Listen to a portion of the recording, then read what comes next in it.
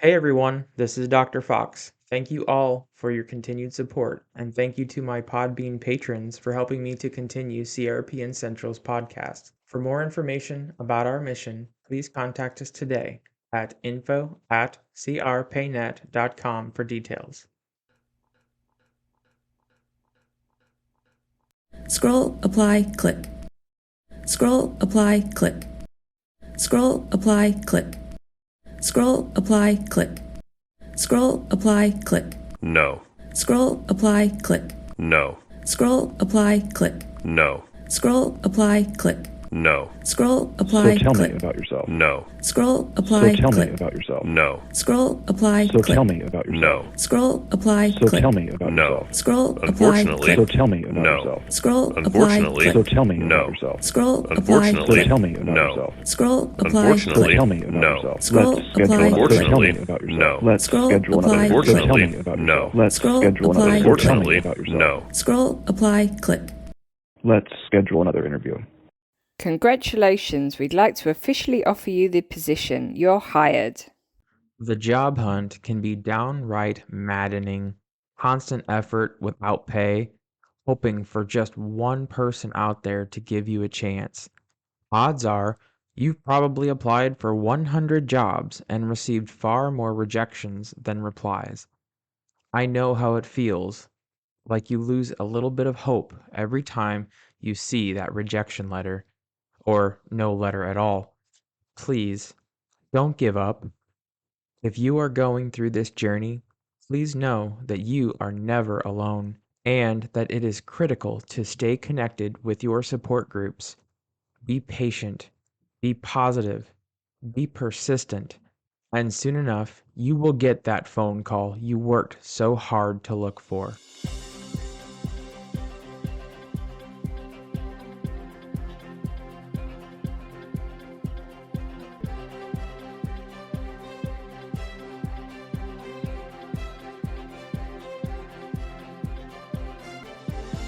Welcome to CRPN Central, the official podcast of the Clinical Research Payment Network. I'm your host, Dr. Daniel Fox. CRPN Central discusses the real issues with our clinical research industry to explore and identify mutually beneficial solutions for all of our stakeholders. There are so many people who want to enter the clinical research industry. At the same time, our industry is absolutely starved for help at site, CRO, and sponsor levels. If there are plenty of professionals who want to work and employers who are looking for help, you'd think there would be sufficient workforce supply and job demand to balance the industry. However, we continue to see frustrated job seekers and desperate employers. Why do we experience this workforce gap in our industry? Today, we will talk about employability in the clinical research industry, meaning the sets of achievements, skills, understandings, and attributes that increase the probability of successful employment offerings within our clinical research industry. We will first discuss employability with a famous site-level career advocate, and then speak with a prominent recruiter in the sponsor and CRO space. To maintain valid comparisons, just like our other podcasts, both interviews will utilize the same questions, and our guests did not have the questions before the interviews. We will review our guests' answers later to explore potential universal practices that may help to increase our chances at successful employment applications. Our first guest is by far one of the most well-known site advocates in our industry. Dan Sfera has advocated for clinical sites for decades. His Clinical Trials Guru YouTube channel, CRC Academy Initiatives, published book, and active social media presence speaks volumes, and Dan has literally revolutionized how we as site administrators own, operate, and interact with our industry. Dan has been the inspiration for many other advocates, including Brad Hightower, myself, the group in Latinos in clinical research, and so many more. I am so very thankful that Dan is joining CRPN Central today, and I look forward to hearing how he feels about clinical research career paths. Please welcome with me Mr. Dan Sfera. Dan Sfera, thanks for coming to CRPN Central. Thank you for having me, Dr. Fox. Thank you so much. For anyone who doesn't know Dan Sfera, would you be willing to give us a brief introduction? Yes, I'm a site owner since 2005. I'm still a site owner in 2023. I mess around on LinkedIn and YouTube and try not to get banned. No YouTube jail, right? Have you ever been to YouTube jail? I'm in YouTube jail now, and I learned the power of memes in this 2 weeks. So I'm coming out of YouTube jail with another weapon in my arsenal. We help sites. We have a site network. We try to make it easy for sites to get studies and get their budgets negotiated. We have about 80 sites in our network. We have a CRA Academy. We have a CRC Academy. We help people get into research. All this stuff stemmed from YouTube. And when I started a YouTube channel in 2010, it was really to get patients to come to my clinic. And what I realized, Dr. Fox, was the patients weren't watching, it was sites. And sites were using the videos to train their staff. My theory was off, but the macro concept of using YouTube to attract an audience was there. All these businesses a decade later stem from that, which has now evolved into a podcast, memes, TikTok, all the 2023 ramifications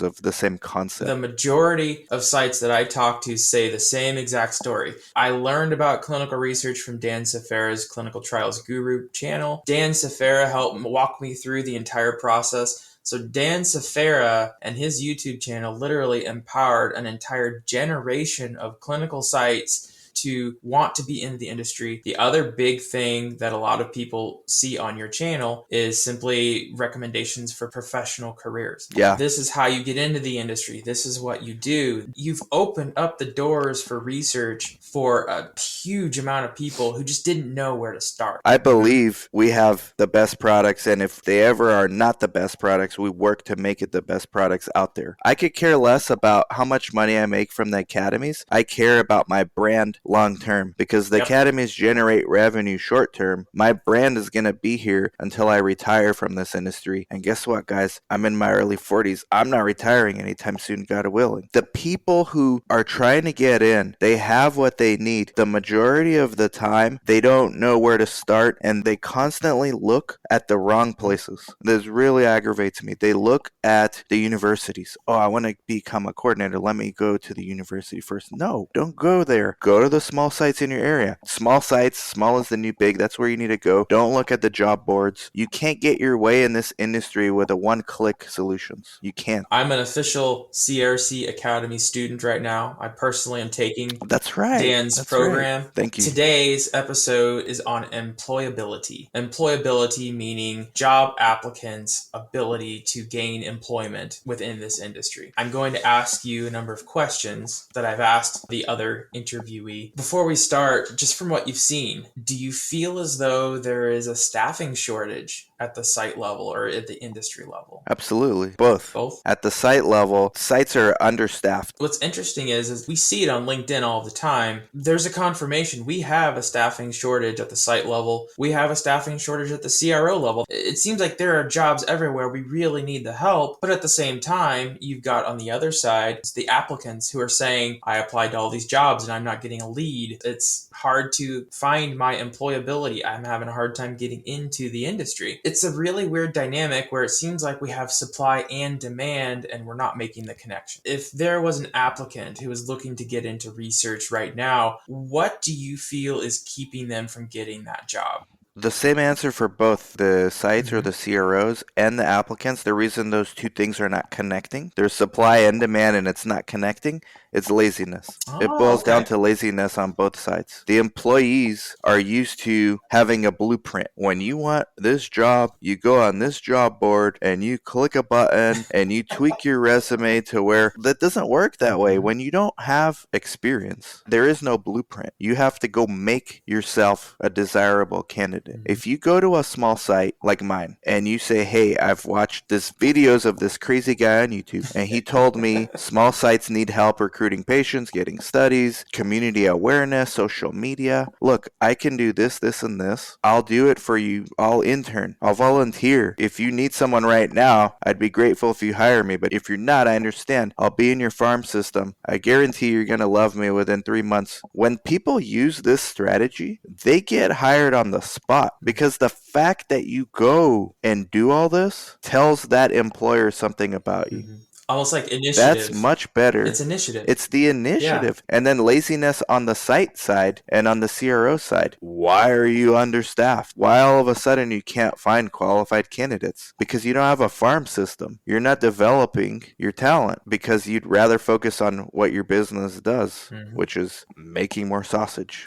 And so you're not invested in having a farm system. Baseball teams do this well. We should learn from the baseball teams. Well, you always have to have that next generation of talent. I didn't even think about sports, but you're right. They have backup systems and backup systems to their players. When their starting third baseman gets hurt, they call up the farm system. We've been developing this guy for 3 months. He's ready. Let's call him up to the big leagues. I wonder if sometimes that sense of financial entitlement happens. I've seen it time and time again. I want to come into this entry-level job and I want $100,000. I want some unrealistic amount of money because I don't have experience, but I'm here. Since I'm a body to fill, then you need to pay me money. Do you ever run into that? Yeah, the more you want as a candidate, the more you demand before you get experience, the more pigeonholed you're going to be. The only place that's going to work is this AMC. Maybe they like you because you're an IMG, International Medical Graduate. And they're like, all right, we'll give you $90K, but you're going to be a data manager assistant and you're not going to have anything else except this. So that's when people get that golden handcuffs. They get stuck in data management. And what happens 10 years from now when AI does data management for you? Gone. You don't have a skill to offer anymore. You have zero skill set other than what they've pigeonholed you to do. So the less money you're willing to accept, the more of a generalist you can become. I really think there's this power in being a generalist, and you have a moat, a defense against any AI or technology displacing any particular skill set because you have multiple skill sets. You really need to justify your value. And to do that, you need to build those relationships. And I think that's one thing the robots can't do. They can try. We'll see what those chat GPT people are going to do. Starting to have relationships with robots. We'll see if people can do that. What do you think are the successful practices to improve an applicant's employability in research? I think we just talked about initiative. That's already on the board. For the candidate? Yeah, for a candidate to be successful in getting that job. Networking. You have to network. You have to basically do all the things that they don't recommend you to do in traditional job settings. Go out. It's not normal to go to research clinics in person, sit there in the waiting room, refuse to leave until a site director comes to see you.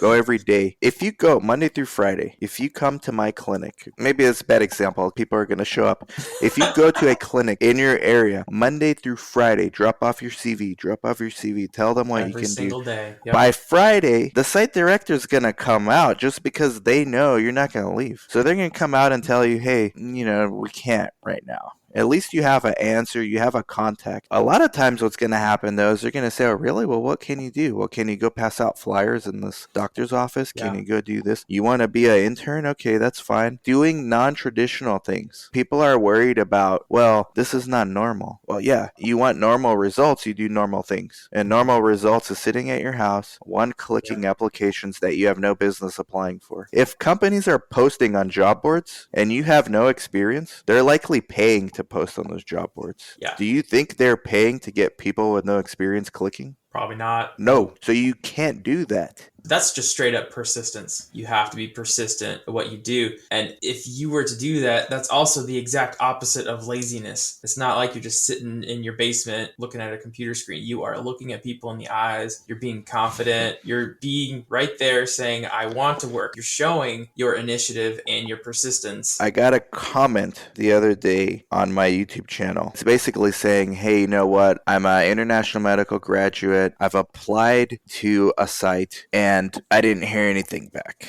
And so I'm frustrated. My response was, great, now do 10 more like that. Because what do you want? Maybe like owners on vacation. Why are you internally judging yourself for not being good enough? Why are you letting those negative thoughts in your head? If you know you're good enough, somebody should be lucky to have you. Yep. And if you're not good enough, maybe you need to get good enough. Educate yourself. There's hours of free content. There's years of free content on my YouTube channel. You can listen to Dr. Fox's podcast and get hours of free education. Get inside the site owner's head. If you get in their head and you reverse engineer that, you're going to learn how to become more desirable. Laziness. I did an employability study personally. I went out and I just applied to a bunch of jobs just for an experiment. And I started collecting the metrics. It actually demonstrated what people have already published. Every time you submit a job application, you have an 8% chance of getting that job once it's all said and done. 8%. And it's been through every kind of dynamic, your population to that graduate. If you applied to one job, you have an 8% chance of getting it. How do you like your odds? You have to be very persistent. Wow. Very So persistent. to that applicant, if you apply to 10, you may not even get one. Nope. Call back. No. You need to do like 20 to get one. I mean, the odds are not in your favor of just doing one. It boils down to laziness, man. Like laziness and a fear, I think, for the candidate, and then just straight up laziness, maybe fear also from the site. We don't want to waste time training people that we don't need right now, but we're sure as hell happy we did it 6 months from now. We can't, as sites, expect our employees to stick around for 30 years. It's not meant to be like that. We are a starting ground for big careers. Trying to selfishly protect your site's business is not fair to your employee. We have to be very supportive of their career trajectories. And that's why, like you said, we always have to cultivate the next generation of employee, because we just have to accept that we don't own our employees. They owe us nothing, and they are coming to work to help us. And we have to respect that, and we have to respect their individualities. Let's say that someone's in the industry. Let's say that they've already got the job in clinical research. What do you think they can do professionally to improve their employability? At the site level, it's to learn all aspects of being a coordinator, good documentation practices. They have to have a roadmap in their head of what they think they want to do, because you can go in many directions from the site level, right? I used to have this metaphor, the CRC is like the Grand Central Station of research. If you're in Grand Central Station, you can get anywhere. You're in the place where you can choose whatever train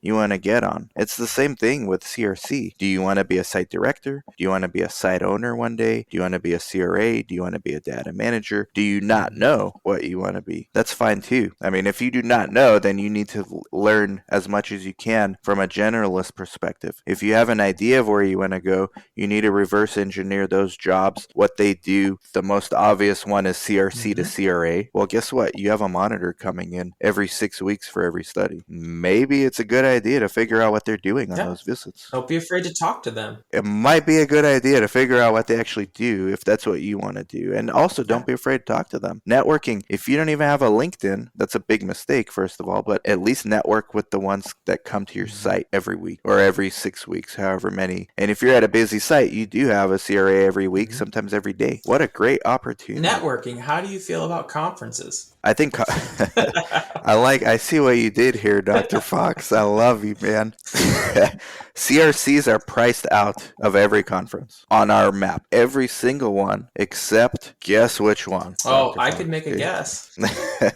Save our sites. So they're priced out. They're priced out for a number of reasons. Two main reasons. Number one, the actual price. What site owner is going to pay $2,500 and flights and hotels and food to send their junior level CRC to some fancy resort? Who's going to do that? Number two, opportunity cost. Sending your coordinator to one of these things when they could be in the office seeing patients, dealing with monitors, or at least pre-screening. So you're losing money on two things, on the actual cost and on the opportunity cost. Productivity. What you're gaining in theory is you're educating your coordinator. And back to the scarcity mindset, you're bringing your sheep to the wolves, basically, because at these conferences, who's there? CROs, sponsors, other sites. All of a sudden, you're showing them where the grass is greener, potentially. You're showing them how big this world is. Yeah, so site owner has no real incentive to bring their coordinators to these things. What they usually do is bring their site directors. Why? Because if you're my site director, I want you to meet all these sponsors, and I'm going to give you a piece of all the action. That's biz dev. There's no incentive to bring a coordinator, and if the coordinator wants to go on their own to something, good luck with that. $2,500 for the ticket plus all this other stuff. So that's why we made SOS Conference. Site owners have every incentive now to bring their coordinators. If you work for a site where they don't want you to go to these conferences, it's cheap enough to where you could pay for yourself. The only drawback to site owners is that scarcity mindset, because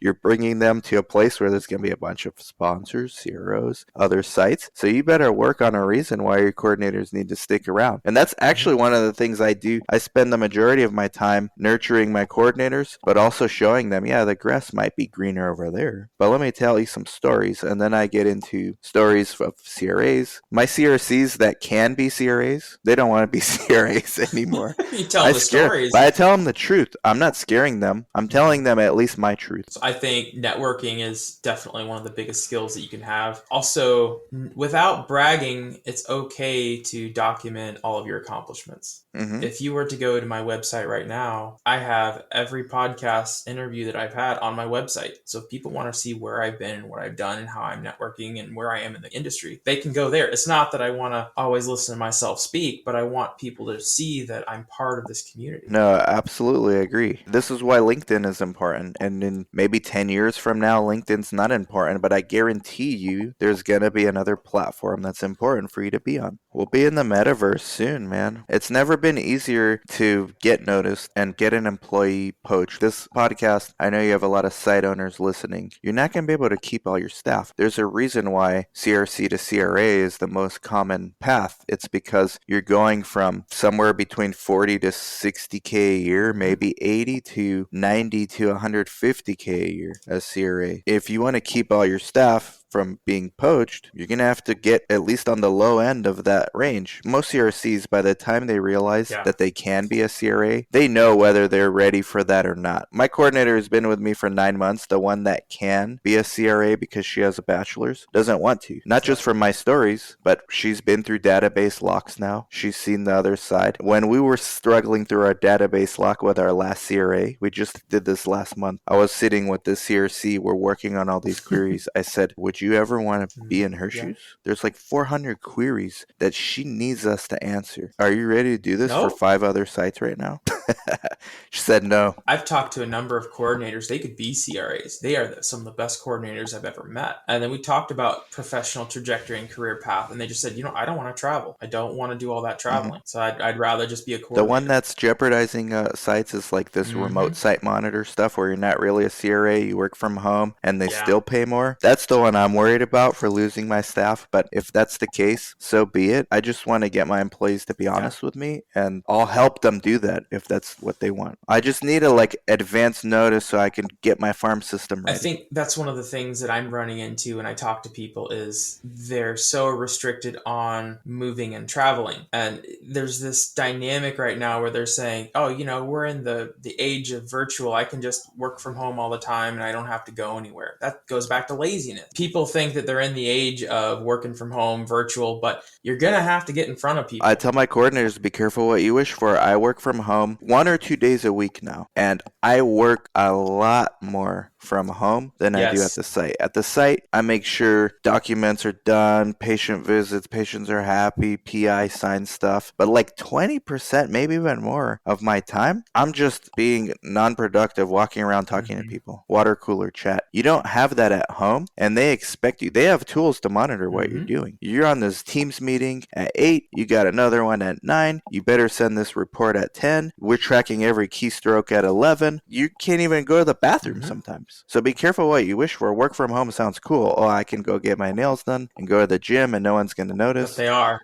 I don't know they about are going to notice. Why do we think that this industry is still short-staffed with so many professionals who are interested in entering it? Again, All laziness on both stakeholders' side. We discussed the candidates. Hopefully, one person listening decides to be a little less lazy. And a lot of times, if you ask these people, they don't think they're being lazy. Well, if I sit on a Indeed.com all day long and hit refresh, and every time the second a new job posting comes up, I'm the first one to click. They think that's not being lazy. It's being lazy because you could be going out to sites in your area. You could be on LinkedIn messaging people like Dr. Fox. Maybe Dr. Fox is not going to hire you, but maybe he knows people that he could connect you with. You could be doing those things that are not traditional, but you have to get outside of your comfort zone in order to get noticed, in order to get interviews. Realtors do this well. I had a realtor tell me once, I used to be a realtor on the side. Old school realtor, super successful. He told me, you want more real estate business? Here's all you got to do, Dan. Forget all those courses. Forget all that stuff. Talk to more people about real estate. If all you do all day is talk to people about real estate, and as many people as you can, you're going to get business.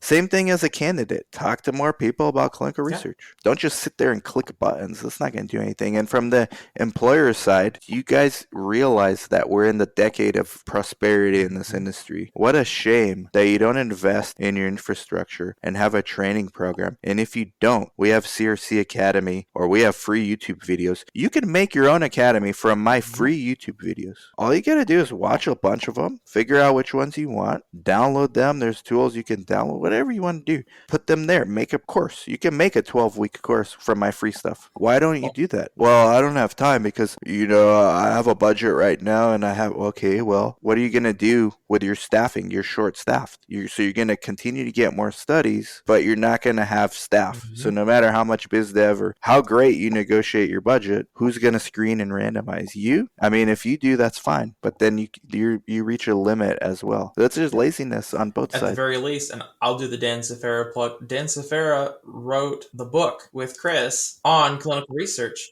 Don't forget Dan's book, because it's a good book. Again, this goes back to all the sites I talk to. The first thing they show me on their screen when we do a video chat, this is the book I read. And it's Dan Sfera's book. Wow, man, thank you for that. I actually forgot that's what they can do. I'm going for the free, dirt cheap. The Kindle book's only $3.99. Get the Kindle. You're right. Dr. Fox has a book. I just bought it. I haven't read it, but it's Live Like a Career Cowboy, How to Successfully Navigate the Great Professional Frontier. I don't know. It's only like 90 pages. I still have yet to read it. I just bought it. If you're a candidate, maybe it would make sense to read this thing. I wrote that book as an emergency book to read whenever you get laid off. The goal is I want to be able to hand someone that book so that they could get their life on track really quick, because it took a long time to get out of that derailment.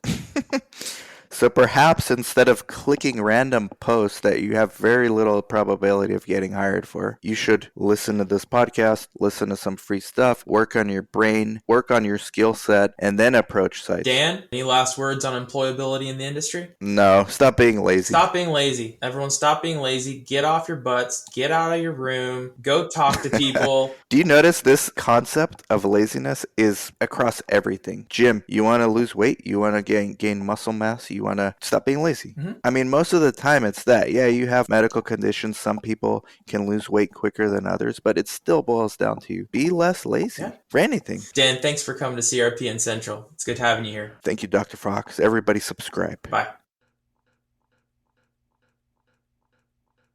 Our second guest is a world-renowned recruiter for sponsors and CROs alike. James Fowl is the co-founder and director of Huxley Morton. James was a boxer and an account manager, and finally a recruiter who has dedicated his career to identifying and enlisting the top talent for pharmaceutical organizations and CROs. James and his wife founded Huxley Morton and, together, produce Huxley Morton Podcast. James actively engages on social media and has consistently demonstrated himself as a true subject matter expert for employment, recruitment, and professional courtesy. Please welcome with me, Mr. James Fowl. Good morning, James. How are you today? All very good, Daniel. All very good. Thank you. Thank you for coming to CRPN Central. I really appreciate your attendance here, and I know that the audience is going to appreciate your voice. I hope so. Before we start, would you be willing to give a brief introduction? Of course. So yeah, obviously James Fowl, one of the founders and directors at Huxley Morton, a clinical research focused job recruiter business. So we are the guys that help CROs, small pharma, biotech find top people for their business? Probably not too difficult to convince people to work for pharma, is it? It's not too difficult to convince people to work for pharma or to take some of the huge salaries that are on offer. What is difficult is to convince the amazing people that are already working for pharma or already on an amazing package to move from their very comfortable job into a new job with perhaps our client who they may or may not know. So James, today I have a few questions to ask you, and my plan is I'm going to ask these questions to another interviewee, and then we're going to compare what the answers are. Awesome stuff. It feels like I'm on a test here, where I should be able to look up the answers or something like that. You can fire them away, and I'll look forward to the results. It's completely response-based. That's the fun part about it. This episode is about employability, defined as the ability to acquire employment in the clinical research industry. There's been a lot of chatter recently about a staffing shortage across the industry. Have you experienced a staffing shortage? Not necessarily. I guess at times I could probably wave a flag out the window for particular jobs and have hundreds of people lining up for those jobs. I think where the challenge often lies, Daniel, is the mindset of the employers. They want to have people that have already done it, already been there, already got the experience. And therefore that barrier to entry is kind of like, well, you want people with experience, but you won't give new people experience. So how do we get experience? It's that, vicious circle. Ah, yes, the catch-22 of experience versus qualifications. 100%. And probably the biggest role that I see this is with clinical research associates. A client, when they approach us, they insist that everyone has to have a minimum, and I mean a minimum of 2 years monitoring experience. Wow. It's not that somebody can't do the job, but I think it's that thing of they want to make sure that they're not making a mistake. Bad hires are costly,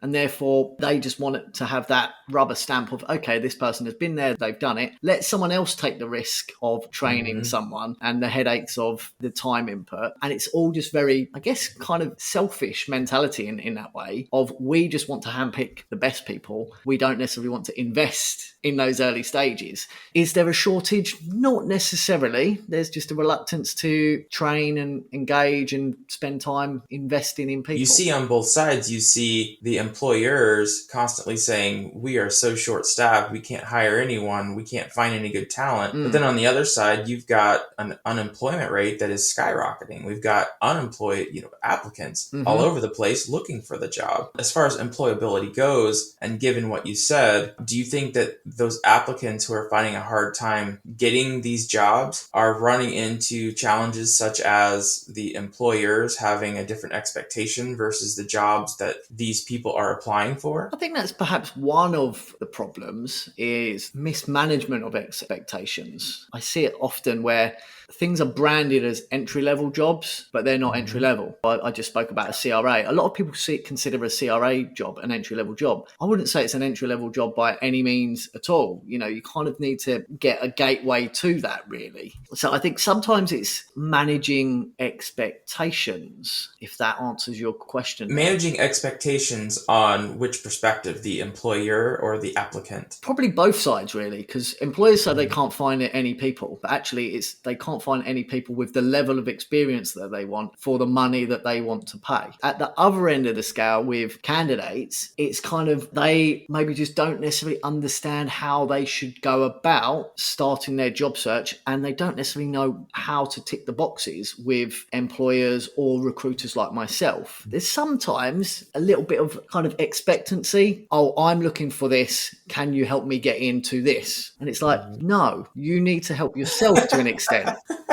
That's what it comes down to. It's like nobody's really going to do it for you. You've got to think that these busy hiring managers have said that they want X, Y, and Z, and they don't have time, money, resources to invest in training someone. So that you as a job seeker sometimes need to highlight what it is about you that makes you that person that are like, you know what, they don't quite tick all of the boxes, but they do have this, this, and this. And therefore, I don't think I'm going to have to invest so much time, and this person now represents good value for money. I had the same thing, almost like a reassessment of expectations, even on the applicant's level. I've had applicants come to me and they say, I want to get into clinical research. I want to be a CRA. And I say, well, go apply for this entry-level coordinator position that just requires a bachelor's degree and some time and a volunteership, or go apply to this internship at this pharma company and get a little experience under your belt. Well, I can't afford that. I need to feed my family. Well, then maybe you can't get something for nothing here. I mean, you have to kind of get yourself into a position that you can grow into and maybe even grow out of. At the same time, there are barriers in place so that the people who are placed into these positions don't drown. They have to be able to swim. Exactly. It feels like on the employer side, they're looking for those people who can swim, and maybe they've been through an experience where they hired someone, they didn't have experience and didn't work out. Maybe they were burned. I'd say probably most employers have, in some way, shape or form, hired people that didn't have the experience because they've liked them, because they've had transferable skills, because of whatever, and it's not worked out. Because let's face it, when you're looking forward at what you want at times,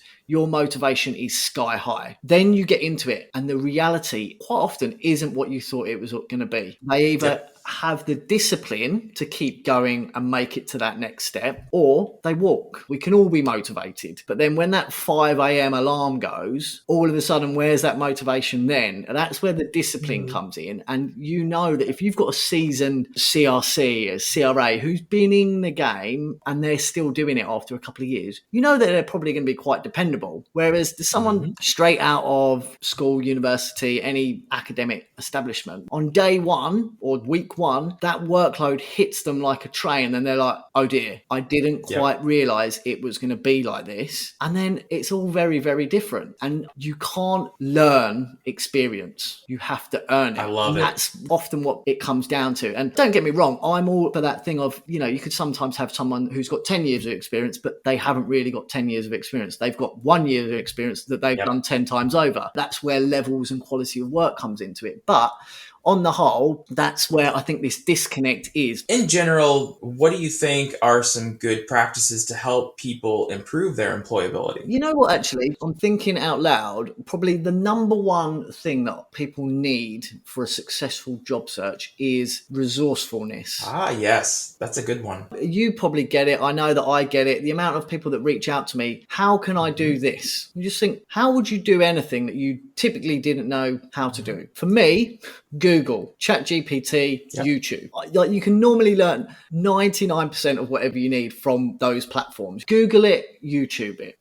There will be a video somewhere, an explanation of how you can literally walk through most things. Being resourceful and being able to work out how you can do something is probably the best asset that you can have. Combine that with a bit of discipline to actually follow your own motivation, that you've said that, you know, I'm motivated, I really want to do this. Sometimes people come to me and say, where could I start? I've got no experience. I've not done this. I've not done this. I'm like, start applying to sites, site level, get in the door doing quite literally anything. It could be data entry. It could be taking out the trash. Once you're in that door, you're then surrounding yourself within other individuals who are doing the job. You're going to pick stuff up. They might ask you to help with something. All of a sudden, you're starting to build that momentum, build that experience. And then from there, you go to the next step, and then the next step. And then sooner or later, 10, 15 years has passed, and you're like a VP of clinical operations somewhere, managing like hundreds and hundreds of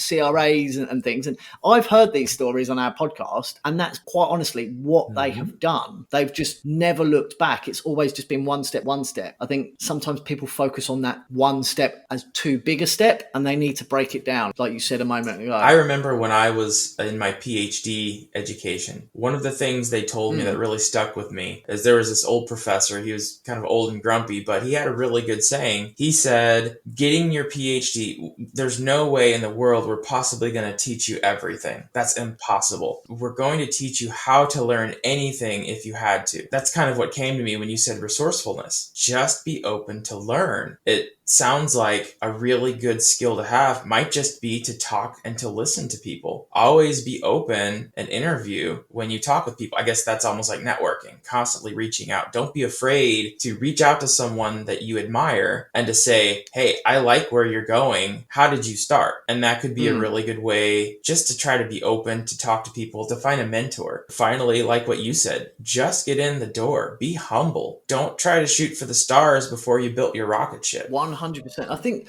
you have to. I'm one of these people who sometimes I almost maybe come across as anti-academic qualifications. Like you say, showing that you can learn something. When you get into the real world, it's showing that you can apply your ability to learn to whatever it is your new employer does. And network like hell. Like, as you say, like, I'm always networking. You're always networking. There's other people that I see on LinkedIn that are always networking. And you're just building your information center so that if something hits your desk, you either know of someone that can do it or know of someone that can help you do it, or you know of someone who will know of someone. But having a personal brand and being not afraid to get out there these days is a massive, massive help. And you'll be surprised how many people are prepared to help. I've been amazed. You know, some of the guests that I've had on my podcast, and I'm sure some of the guests that you'll have on yours, you just be like, wow, I can't believe that this individual has agreed to give up some of their time to talk about their story for free just to go and to give this back to the general community. You know, that should give anyone kind of inspiration that there's big players in the field out there that are happy to give you some time and give you some guidance if you make it easy for them. I'm experiencing the pay it forward level of my networking, where about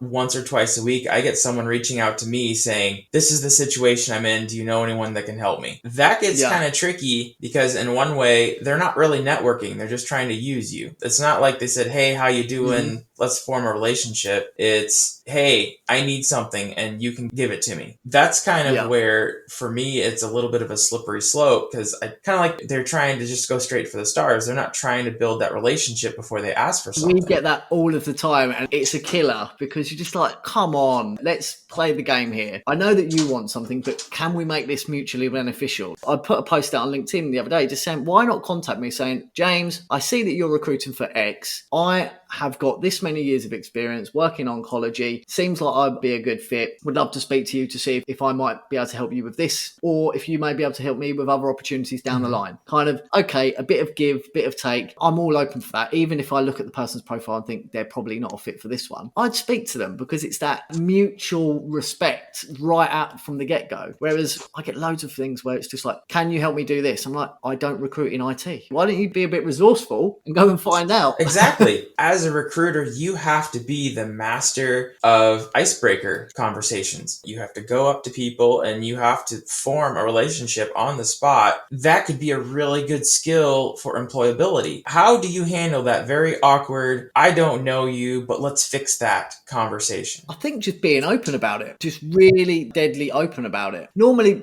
the general rule of thumb that I go for is when I approach, say, clients, I don't ever talk about myself. Sometimes I don't even say my name or my company because they don't care. They care about what's in it for them. So I talk about what's in it for them. Yeah. And that's it. And then once they realize there's something in it for them and they start opening up, they will ask me about me. At that point, I will talk about me when I'm asked. And that could be fully applicable to employees or employers as far as employability goes. Definitely. It's like when you're reaching out to employers, highlight the value that you're going to offer to them. So if you see a hiring manager and you're let's say a coordinator, or someone's approaching to come and work at your site, Daniel, I see that you're looking for a new CRC. Just to let you know, I've got X, Y, and Z. Think I would be able to do this, probably solve you a lot of headaches if you've been looking for a while. Would you be open to a chat? I love it. Everything, absolutely everything in that open offer from their side is about them. Everything is focused on how they can help you achieve your goals, your growth plans, your mission, solve your headaches. Oh, and funny enough, by them helping you, they get what they want.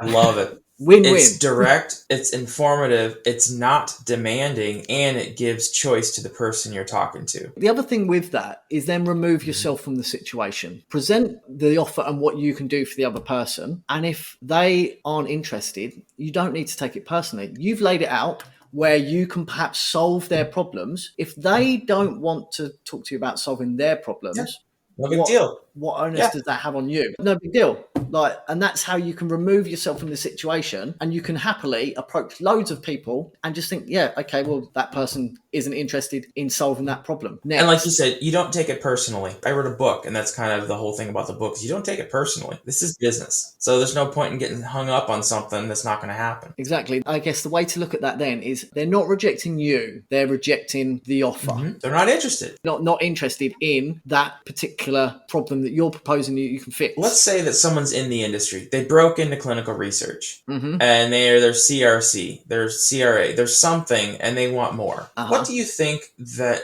current clinical research employees can do to improve their employability? Well, I guess the first thing would be create a plan. So it's like, okay, where do you want to be down the line? What's the very first thing that you would need to do? What would need to happen in order for me to do whatever it is you're looking to do? Then use that resourcefulness that I talked about again to go and start making a plan of what you need to do. It's kind of like painting by numbers when you break it right down, right? It doesn't have to be this massive long-term goal. When you look at it like that, it's like, okay, I need to develop my ability to speak within a group. I need to be able to develop my ability to manage cross-functional teams. So in which case, you need to know that you can't keep your head down in your little department. You need to start speaking to other divisions. Whatever it is, it's a case of being resourceful to find out what it is and then just go and tick off each little box. And then before you know it, you would have ticked them off. And if you haven't been promoted because people above have seen that you've done this, you are very within your right to then go and ask and say, look, I'm now currently doing X, Y, and Z. I feel that I should be moving to this. How are my chances looking at like this at this company? And you'll either get a yes, it's going to happen, or no, it's going to happen. If it's a no, you know that you need to start looking elsewhere because it will happen somewhere elsewhere. And then you go back to that outreach stage of, okay, find a hiring manager who's got problems, trying to solve the problems that you could then fill. I can do X, Y, and Z for you. Probably save you a lot of time, probably save you some money. I'm looking right now. Any reason you wouldn't be open to a conversation? And then rinse and repeat and go as high as you like. I've helped people get their career paths in place. And one of the things that I tell people who come to me is I say, go look up a job description for your dream job and make that your laundry list. Very similar to what you said. Look at that. These are your goals and objectives. If you want to be at this level, do what it takes to get there. That's the cheat sheet. Laundry list, cheat sheet. It's kind of, it literally tells you what you need. You know, it'll say education, relevant experience, industry knowledge. And then it comes down to, you know, the additional soft skills and things like that. And I'd say that maybe that's one of the overlooked things in progressing your career is maybe being easy to deal with, having those good soft skills, which allow you to network, one, but also not being a douchebag is a massively underrated skill set to have. Quite frankly, if you're dealing with me, I speak to a lot of people who have actually got tons of experience. They've got more degrees than I've had hot dinners, but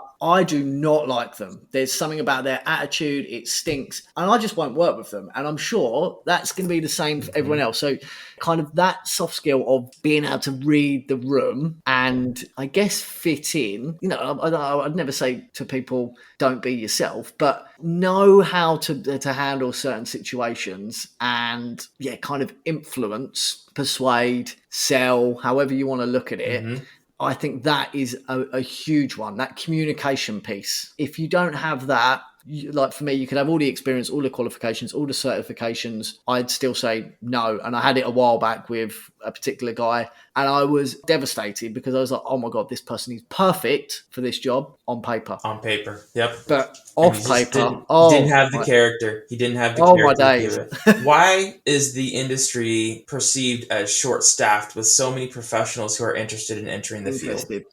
Very, very good question. I think if you nail the actual answer to that, you'll be a very, very rich man. My take on why it may be is probably gatekeepers to an extent. Oh, okay. Those who have already paid their dues got in, because most people have fallen into clinical research and they've worked their way up, etc., etc. And therefore, their take on it is what no one else should. So it's that gatekeeper, like a hazing, like a kind of, yeah. And I think that maybe plays a part in it. I don't know. Look, that's the sense, and also because everyone else is always looking to level up. Mhm. People fear the mistakes way too much. Nobody wants to make a mistake because they want to make their jump. Yeah. And therefore, if they take a risk and it doesn't work out, that's preventing their growth. Just from my experience speaking to hundreds of employers, not just in clinical research, but in general, I think. I could see that almost like a fraternity, do your dues initiation. Academia does that a lot too. With PhD students, there's a huge push now for mental health and mental health stability, because when I went through it as a PhD student, they break you down kind of like boot camp and then build you back up. It came from a bunch of grumpy professors who in the 70s said, I went through this too, and to be a PhD, to be part of that 1%, you have to go through XYZ. Yep. They pride themselves in failure. But it's the system, isn't it? It's the system. You fall into the system. Those before you went through that, and those before them did, and that's why it's there. But also, I think with clinical research, there is that risk element. It's not like, to an extent, I work in the recruitment world. If I hire someone and they don't necessarily work out, it's not the end of the world. They're just branded as another recruiter that was a lousy recruiter. Whereas in clinical research, there's patients to think of. There's a lot more at stake. And I think that also plays a massive part, that people want to generally do well by patients. And therefore, making a bad hire or making a mistake, that probably increases that barrier to entry. So there's part of it for the wrong reasons, part of it for the right reasons. I heard a rumor that a successful KPI for a pharma company is the number of applications rejected, because that shows that they are being very selective in who they hire. And so they pride themselves in rejecting applications. Seems ridiculous. I'd almost be interested to hear more about that if you could ever share off air, perhaps. Well, James, we're going to wrap this up. Do you have any final comments on employability and clinical research? Yeah, I guess I'll leave kind of your listeners with just a quick snapshot from me, which is be able to highlight your skills, drop the me mindset when approaching recruiters and employers, focus on what you can do for them, because by focusing on what you can do for them and solving their problems, you will find that your success rate in getting what you want for you is much, much higher. Believe me on that. I'm encouraging my listeners to hear this. James has very sound advice, and I have seen that turn into success time and time again. James, thank you for coming to CRPN Central, a very valuable voice. I look forward to sharing this with the crowd. Awesome stuff. Thanks again. All right, thank you. Dan has created non-traditional clinical research resources for almost 20 years. Often, job seekers have what they need to enter the industry, but they don't know where to start. Don't start at the universities, but rather in your community at the local site level. Stop being lazy. Don't waste your time idly clicking the apply button at home. Utilize available resources to learn what you want to do and interact with local sites to show site directors how much you want to be a part of research. Make a plan. Show initiative. Network like crazy. Be non-traditional, go to conferences, and just be less lazy. James doesn't really see a shortage of applicants for jobs. However, he notes there may be a mismanagement of expectations between employer requirements and applicant experience or credentials. Oftentimes, job seekers don't know where to start. However, they need to be resourceful to learn and to be disciplined to achieve their desired professional outcomes. Always be humble and open to learn. Make your conversations about the people you speak to, not about your needs. Remove yourself from the situation and don't take it personally when your offers are rejected. Write your professional plan. Sincerely network with mentors and colleagues, and never underestimate the power of being an honest and respectful individual.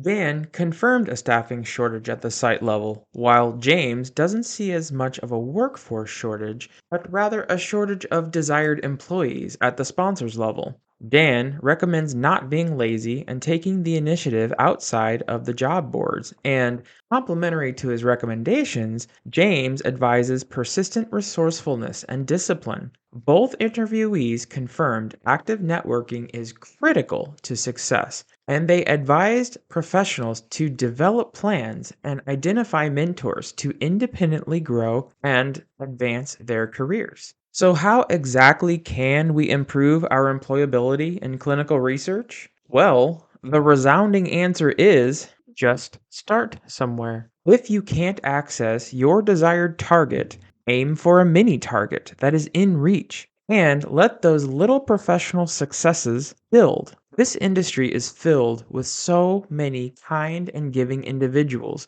who are willing to help you along the way. You only need to be motivated, respectful, and persistent to not only take that first step, but to just keep swimming through a truly inspiring and satisfactory professional career.